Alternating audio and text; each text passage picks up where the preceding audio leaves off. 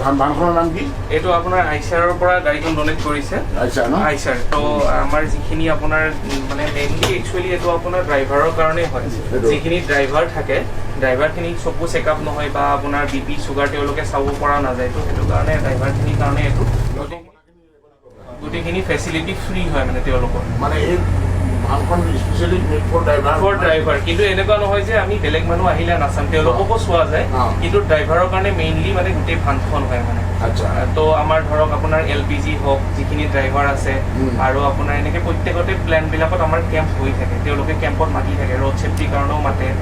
যিমানখিনি হয় তেওঁলোকৰ আৰু চশমা এটা থাকে, যদি কিছুমান মানুহৰ চাপ'জ ওচৰত প্ৰব্লেম, যিখিনি মানুহক প্ৰেছ বায়'পিয়া বুলি কোৱা যায়, সেইটো মানে প্ৰেছ বায়'পিয়া য'ত 40ৰ পাছত আপোনাৰ ওচৰত প্ৰব্লেম হয়তো, তো তাৰে কাৰণে কি কৰা যায়, চশমাটো আমাৰ হস্পিটেলৰ পৰাই দিয়া যায়। সেই চশমাটো ড্ৰাইভাৰখিনিতো বহুত দামত কিনিব নোৱাৰে। চশমা এটা বনাব গ'লে আপোনাৰ ধৰক ফ্ৰেমটো এক্সট্ৰাকে ল'ব লগা হয়, গ্লাছটো নেট্ৰলৰ ফালৰ পৰা হয়। তো সেইটো আপোনাৰ 200 বা 300 টকাতে তেওঁলোকে নেটলে প্ৰভাইড কৰে অনলি ফৰ ড্ৰাইভাৰ। কিন্তু এনেকুৱা নহয়, মানুহবিলাকো লয় কিছুমানে। আৰু আপোনাৰ যিখিনি ড্ৰাইভাৰৰ ধৰক যদি আমি কেটৰেক্ট পাওঁ, বয়সীয়াল হৈছে ড্ৰাইভাৰখিনি, কেটৰেক্ট পালে তেতিয়া সেই ড্ৰাইভাৰখিনি নেটলৈকে আমি পঠিয়াওঁ, আৰু সেইটোৰ ওপৰতো তেওঁলোকে ছাবচিডি পায়। মানে কেটৰেক্টটো যে অপাৰেশ্যন কৰাব সেইটোৰ ওপৰতো ছাবচিডি পায়। আৰু আপোনাৰ যদি কোনোবাৰ আয়ুষ্মান কাৰ্ড থাকে, BPL কাৰ্ড থাকে, তেতিয়া সেইখিনি ফ্ৰী কৰা যায়। আয়ুষ্মান কাৰ্ড থাকিলেতো সেইটো ফ্ৰী কৰা যায়।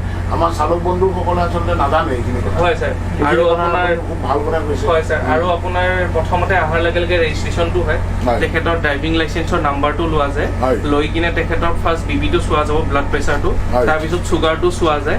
চুগাৰটো যদি বেছি আছে তেখেতক কোৱা যায় যে আপুনি মানে এইখিনি মেডিকেশ্যন লওক বা হেৰি কৰক, তো সেইখিনি হিচাপত কৰা যায়। তাৰপিছত আমাৰ ইয়াতে পঠিওৱা যায়, আৰু ইয়াতে আমি ভিজনটো দূৰৰ হওক আৰু ওচৰৰ দুইটা ভিজন চেক কৰি কিনে তেখেতক যদি দূৰতো চশমা লগা থাকে, দুইটা চশমাই আমি প্ৰভাইড কৰোঁ।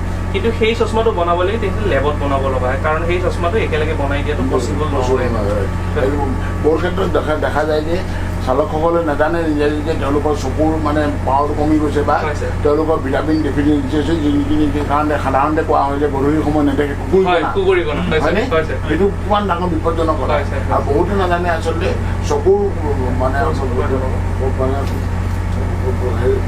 মানে দৃষ্টিশক্তি কম হোৱাৰ কাৰণ ফলস্বৰূপে তেওঁ যে এটা ডাঙৰ দুৰ্ঘটনা সংঘটিত হ'ব পাৰে। আচলতে গধূলিৰ পাছত নিশাৰ ভাগত যিসকল মানে চালক, আমাৰ বিশেষকৈ আমাৰ যিখিনি সাধাৰণতে কোৱা হয় আচলতে যিখিনি লং ডিষ্টেঞ্চ যিবিলাক মানে আমাৰ পেচেঞ্জাৰ ভেহিকুল বা নিশাৰ ভাগত চলে, আচলতে সেইখিনি সাধাৰণতে মানুহে নাইট চুপাৰ বুলি কয়।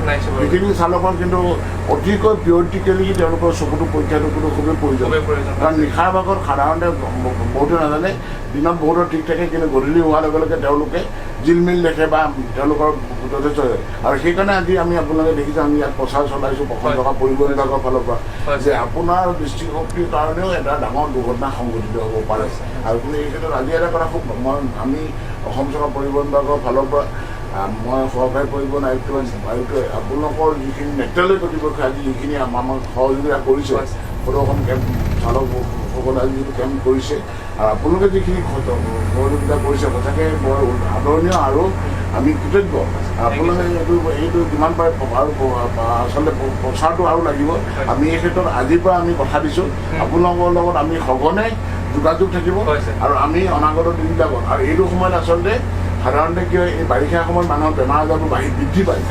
এতিয়া ধৰক এতিয়া অসমত যথেষ্ট বানপানী হ'ল, এই বানপানীৰ পাছতে যি মানুহৰ বেমাৰ আজাৰ বৃদ্ধি পাব, এইটো সময়ত আমি সেইকাৰণে আজিৰ পৰাই আমাৰ আৰম্ভ হৈছে পৰিবহণ বিভাগ আৰু আমাৰ বিভিন্ন সংস্থা, আজি ধৰক কেম্পখন ধৰক কাইলৈ 5 ঘণ্টা বা আমি ইয়াৰ পাছতে ISPT ডাঙৰ কেম্প কৰিম, সকলো চালক, কাৰণ সকলো চালকবিলাক তাত পাম।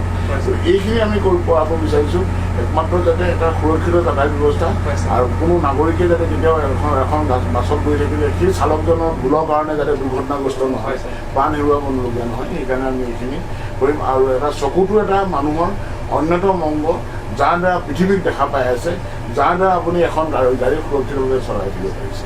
বহুত ধন্যবাদ আপোনালোকক।